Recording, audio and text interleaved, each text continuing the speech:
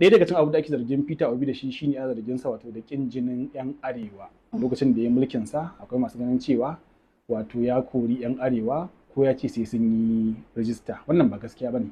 Mun yi dubbin cikin da zamu yi akan wannan kuma wasu abubuwan ma ai mun sani. Misali ai mun san cewa Hope Uzodinma da ke Imo State shine wannan magana wanda ya ce register or leave ko kuma ya ce know your tenant ko know your resident shine kawo wannan ka'idar wanda ya bada wasu kwanaki cewa duka mutanen da suke arewa a nan wato su je su register kaza wanda bayan an samu backlash daga arewa abin ya zo bai cimma ba.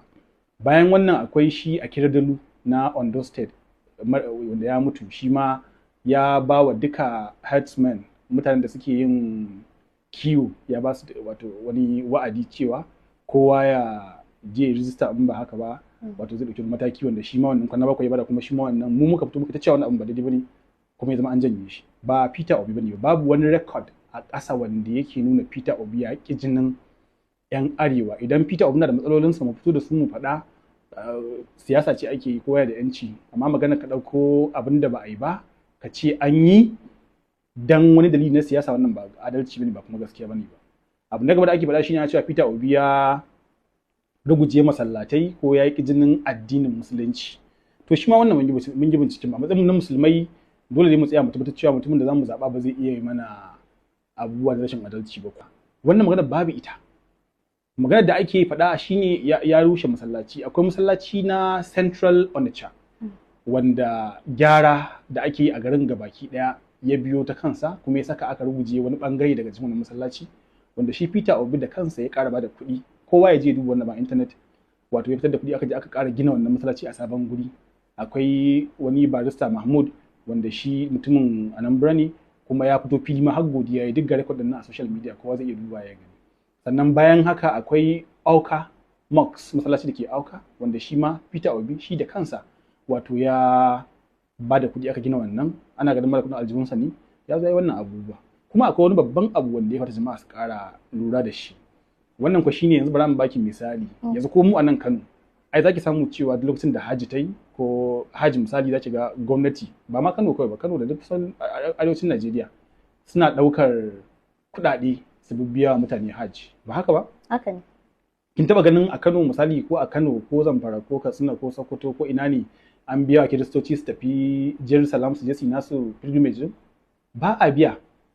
Amma kuma adadin musulman to shi Peter Obi ya biya wa musulmai Hajj guda musulmai 44 wato a 2007 gashi nan verifiable fact ne shi ma wannan a 2007 ya biya wa musulmai 44 suka tafi hajji a Anambra duk da cewa adadin musulmai wanda suke Anambra ba su kai adadin Kiristoci da suke Kano ba domin Anambra ƙasa ce ko kuma gari na Inyamurai ko kuma Kiristoci da kashi 98 kashi 1 zuwa 2 ne musulman wannan da musulmai da sauran addini. Amma a Kano kashi 95 na mutanen Kano musulmai ne. Kashi 5 ne wancan kin ga kenan nasu ya fi tsoka amma gashi duk da haka ba a taɓa samun record ɗin wani gwamna na Kano da ya taɓa ɗaukar kuɗi ya biya wa Kiristoci duk da cewa akwai adadi significant Christian population a Kano. Me yasa ba ɗauko wannan yi magana akai ba? Me yasa ba jinjina mishi akan wancan magana ba? Sannan mutumin nan ya fito fili ya faɗa ADC ɗinsa wanda yake tsayawa a bayansa ɗan sandansa kenan duk kowa kusanci da shi wanda ko me za a yi na cutar da shi za a yi. Musulmi ne ɗan Kano. Yana dama kuma wannan prerogative ɗinsa ne yana dama ya ɗauko mutumin da yake so daga ko ina ya zaɓa dole kuma shi za a ɗauka a bashi.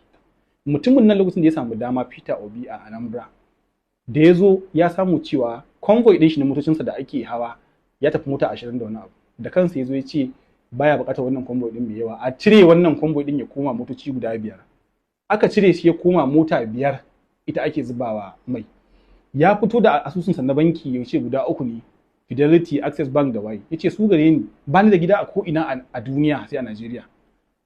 Ya fito da asset ɗinsa ya yi declaration ɗinsa ya yi komai kuma ya ce ya kalubalanci 'yan Najeriya su fito mai da wannan da wani abu wanda ba wannan ba.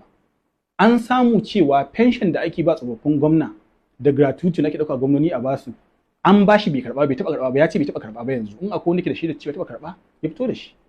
Kuma ga takardun suna yawa a social media cewa Peter Obi an ɗauki kyauta ta fili an bashi ya ce baya so, ya rubuta cewa gashi nan baya so. Haka shugabanninmu suke yi.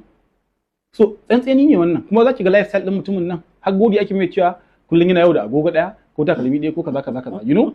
Sannan kuma mutum ne wanda yake da record na cewa yayi growing business ɗinsa da ya a matsayin shi na banker from the scratch, ya kai shi da inda zai kai shi.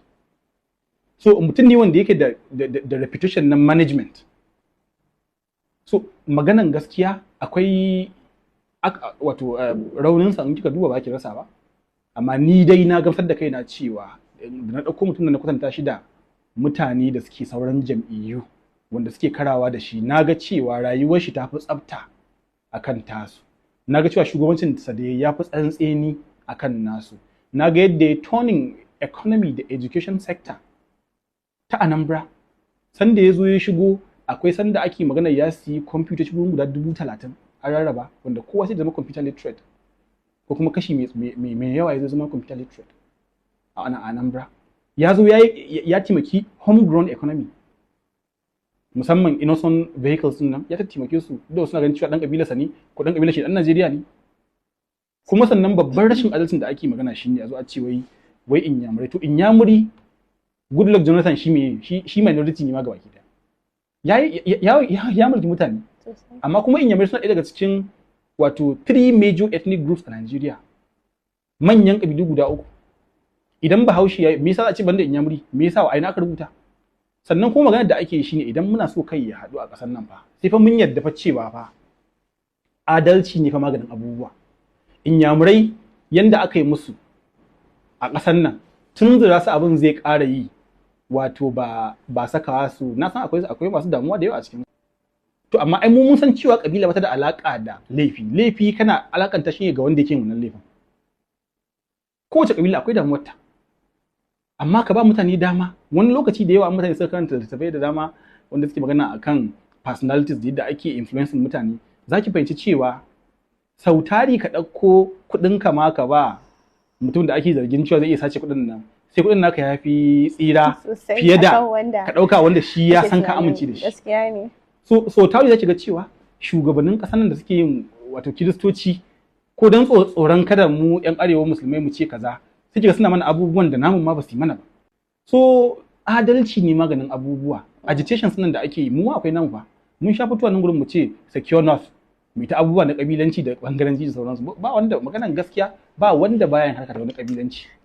To ai na farko ina jin da har yanzu mun wuce magana akan wato takara ta musulmi ko ba musulmi ba a ƙasar nan, bana buƙatar shiga wannan, ba ma fage na bane, amma dai ni yanzu bana buƙatar ka gaya min cewa wai musulmi kawai zan zaba, ko idan musulmi ya fito wanda a zahiri bai nuna nagarta ba, ga kuma wannan kirista ne wanda ya nuna wani abu da ya kusa da amana, wanda su ne halayen musulman, ka ce in ajiye wannan ɗauki nan kawai saboda ai na wuce wannan gudun maganan gaskiya with all due respect. Amma kuma matasan mu da suke sukar wannan, wanda ban yarda da ke kace wai mafi akasari ban yarda da ke ba, amma a kaddara mafi akasari suka soki wannan kuduri, wallahi na musu uzuri. Kisan me yasa? Saboda kowa iya abin da ya sani yake suka. Yanzu a kaddara Peter Obi ya ruguje masallaci, a kaddara abin da ke faɗa na gaskiya ne cewa ya kori yan arewa, ko a kaddara cewa yana kin jinin, ko ni zan yi shi, iya gaskiya kenan. Amma ba haka bane, gashi na mun faɗa da shaidu, kowa da kiwaye sai je ya duba. Hope Uzodinma ne wannan magana na Imo State da shi da ake da na Ondo State, babu inda Peter Obi ya wannan. Hasali ma ɗaukar a 2017 bayan an tsayar da biyawa wato musulmai hajji a Anambra, shi dawo da abin bayan wani shekara 10 ba a biya. Idan muka aje wannan a gefe, muka kalli adalcin shugabannin nan da kwatantawarsu, za mu ga cewa wannan Peter Obi lokacin da ya yi mulkinsa a tsakanin 2006 da 2014 a Anambra, akwai abubuwan da ya yi, kuma abubuwan nan da documented, kuma suna nan kan yanzu haka akan yanar gizo ma, duka mutane kuwa zai tsayawa ya duba. Kuma ɗaya daga cikin manya-manyan amfanin wayoyin hannunmu shine mai amfani da su gurin duba irin wannan abubuwan. Shugabancin Najeriya babban magana ce, ya kamata a ce da babba da yaro kowa ya zama agent na canji.